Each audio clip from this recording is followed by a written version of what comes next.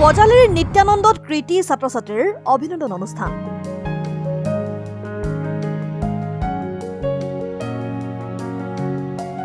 দৰিদ্ৰ মেধাৱী ছাত্ৰৰ পঢ়াৰ দায়িত্ব ললে মন্ত্ৰী ৰঞ্জিত কুমাৰ দাসে। হাইস্কুল শিক্ষান্ত পৰীক্ষাত উত্তীৰ্ণ ছাত্ৰ ছাত্ৰীক সম্বৰ্ধনা শংকৰদেৱ শিশু বিদ্যা নিকেতনৰ।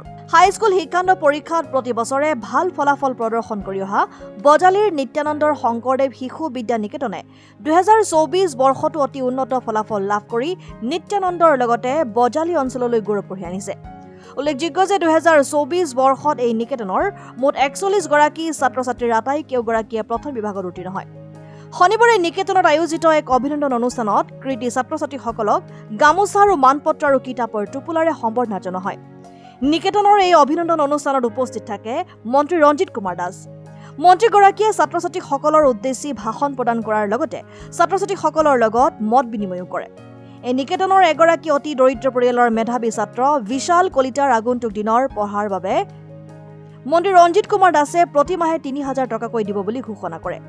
আনহাতে নিকেতনখনত নিৰ্মাণৰত বিজ্ঞান ভৱনৰ বাবে মন্ত্ৰীগৰাকীয়ে 5 লাখ টকা দিব বুলিও ঘোষণা কৰে। শংকৰদেৱ শিশু বিদ্যা নিকেতন নিত্যানন্দৰ প্ৰতিষ্ঠা কালৰ পৰাই আজি হাইস্কুল শিক্ষান্ত পৰীক্ষাত 100% উত্তীৰ্ণ হৈ আহি আছে আৰু এইবাৰ আমাৰ কাৰণে বিশেষ এটা উল্লেখনীয় দিন যে এইবেলি আমাৰ নিকেতনৰ 41 গৰাকী ছাত্ৰ ছাত্ৰীয়ে মানে প্ৰথম বিভাগত উত্তীৰ্ণ হ'বলৈ সক্ষম হৈছে। এইকাৰণে আজি আমি এইটো বিশেষ দিন হিচাপে আমি উদযাপন কৰিব লৈছোঁ।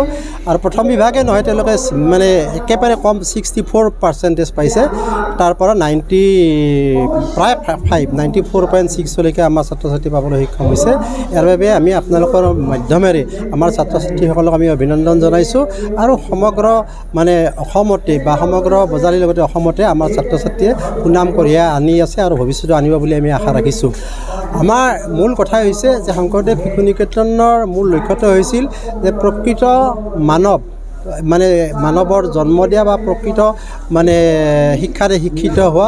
ইয়াত আপোনালোকে আহি নিশ্চয় গম পাইছে বা আমাৰ মাননীয় মন্ত্ৰী ডাঙৰীয়াই ইয়াতে আহি এটা কথাই কৈ গৈছে যে শংকৰদেৱ শিশু নিকেতনেই নহয়, সমগ্ৰ অসমতে শংকৰদেৱ শিশু নিকেতনে এক ব্যতিক্ৰমধৰ্মী শিক্ষাৰে ছাত্ৰ ছাত্ৰীক উত্তীৰ্ণ মানে ছাত্ৰ ছাত্ৰীক পঢ়ুৱাই আছে।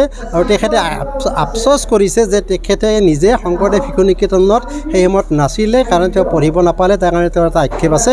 আমাৰো আক্ষেপ আছিলে যে আমিও ভাবিছিলোঁ যে শংকৰদেৱ শিশু নিকেতনৰ দ্বাৰা অন্ততঃ সমাজখনক আমি কিছু পৰিমাণে হ'লেও উপকৃত কৰিব পাৰিম বুলি আমি আশা ৰাখিছোঁ। আৰু আমি পৰ্যায়ক্ৰমে এই নিকেতনখনক আমি অহাবেলিৰ পৰা আমি ইয়াতে উচ্চতৰ মাধ্যমিক শাখা খোলাৰ কাৰণে আমি আগবাঢ়িছোঁ।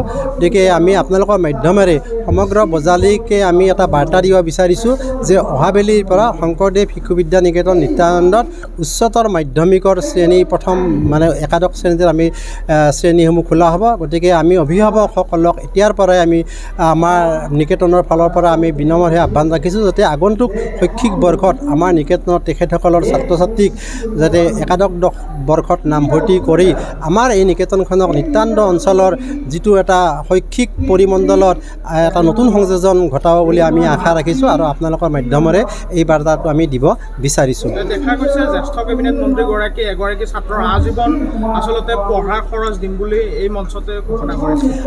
আমি আগতে আমি সভাপতিৰ আমি ইয়াত কৈয়ে গৈছোঁ যে তেখেত এনে এগৰাকী ব্যক্তি যিগৰাকী ব্যক্তিয়ে বজালী তথা বৰপেটা জিলাৰো মানে বৃহৎ অংশতো এনে এটা শৈক্ষিক প্ৰতিষ্ঠান নাই যিটো প্ৰতিষ্ঠানত তেখেতৰ মানে কম দিনৰ ভিতৰত তেখেতৰ মানে বৰঙণি নাই।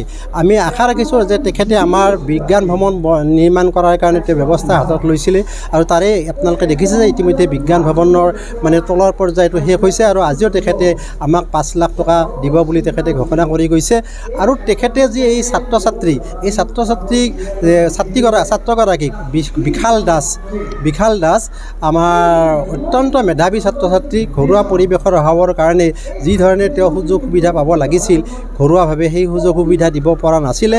আৰু আমি তেখেতে আহি পোৱাৰ লগে লগে কৈছিলোঁ যে আমাৰ এনেকুৱা এগৰাকী ছাত্ৰ আছে। গতিকে তেখেতে সেই ছাত্ৰগৰাকীক সকলো ৰাইজৰ অজ্ঞাতাৰ্থে কৈ গৈছে যে তেওঁ যেতিয়ালৈকে পঢ়ি থাকিব তেতিয়ালৈকে তেখেতক মাহেকীয়া হিচাপত 3000 টকাকৈ মানে বৰং শৈক্ষিক মানে এটা সকাহ দি যাব বুলি তেওঁ ঘোষণা কৰিছে। ইয়াৰ বাবে আমি শংকৰদেৱ শিশু বিদ্যা নিকেতন নিত্যানন্দৰ ফালৰ পৰা তেখেতক বহুত ধন্যবাদ যাচিছোঁ। আৰু তেখেতৰ এই যিটো মহান প্ৰচেষ্টা, এই প্ৰচেষ্টাই সেই ছাত্ৰগৰাকীক মানে ভৱিষ্যত জীৱনত তেওঁৰ মানে শৈক্ষিক জীৱনত যাতে কোনো ধৰণৰ অসুবিধা নহয়, তাৰ অসুবিধা অন্ততঃ কিছু পৰিমাণে হ'লেও অসুবিধা দূৰ কৰিব বুলি আমি আশা ৰাখিছোঁ। কিমানজন ছাত্ৰ-ছাত্ৰীক সম্বৰ্ধনা দিয়া মন্ত্ৰীও উপস্থিত আছিলে? আমাৰ এইবাৰ 2024 চনত আমাৰ হাইস্কুল শিক্ষান্ত পৰীক্ষাত 41জনে পৰীক্ষা দিছিল। 41জনে প্ৰথম বিভাগত উত্তীৰ্ণ হৈছে। ইয়াৰে 17গৰাকীয়ে ষ্টাৰ পাইছে আৰু 14গৰাকীয়ে ডিষ্টিংশ্যন পাইছে। আটাইকেইগৰাকীয়ে প্ৰথম বিভাগত উত্তীৰ্ণ হৈছে। গোটেইকেইজনক আমি সম্বৰ্ধনা জনাইছোঁ।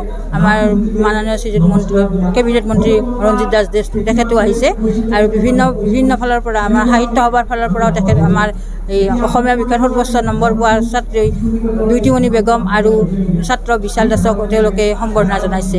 আৰু ৰঞ্জিত দত্তদেৱে তেখেতেও আমাৰ নিকেতনৰ সৰ্বোচ্চ নম্বৰ পোৱা ছাত্ৰ বিশাল দাসক তেখেতে ধন দিছে আৰু কিতাপৰ টোপোলা আৰু মানপত্ৰৰে তেওঁলোক সম্বৰ্ধনা জনাইছে। আমাৰ কেবিনেট মন্ত্ৰী ৰঞ্জিত দাসদেৱে আমাৰ বিশাল দাস তেখেতৰ দেউতাক নাই, তেখেতৰ কাৰণে মাহে 3000 টকাকৈ তেওঁক জলপানী দিম বুলি তেওঁক ঘোষণা কৰিছে। বজালিৰ পৰা মৃন্ময় ৰয়ৰ ৰিপৰ্ট, অসম টাইম।